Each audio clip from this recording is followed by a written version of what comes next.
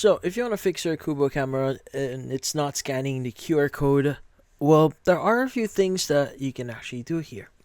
Now, first things first is you want to clean the camera lens and your camera phone screen or your phone screen here.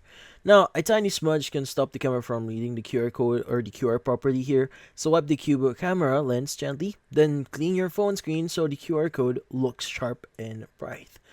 Next is you want to turn your phone brightness all the way up. QR codes need strong contrast. Now, if your phone's brightness is too low, the Qubo camera may struggle to read the code. So slide the brightness to maximum before you try scanning again. And also, you may want to hold the phone at the right distance from the camera. Now, the sweet spot is usually around like 15 to 20 centimeters, so around like 6 to 8 inches away. So if it's too close, it will be blurry. Too far, it's going to be unreadable.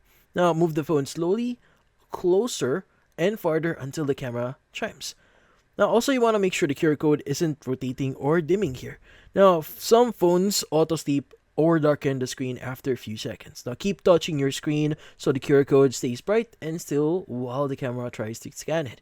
And also, lights behind you can reflect off the phone and wash out the QR code. So try scanning in an evenly lit room or angle your phone slightly to avoid glare.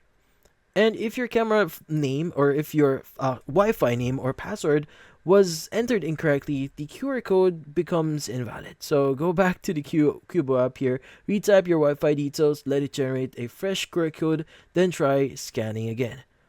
And finally, you want to go and just reset your camera if it still refuses to scan. Now, you want to hold the camera's reset button around 5 to 10 seconds until you hear that reset voice prompt. After it reboots, start the setup again. So most scanning issues clear after a full reset. If not, your camera might need some service or servicing. And that's about it. So, hopefully this video was able to help you like and subscribe to our channel.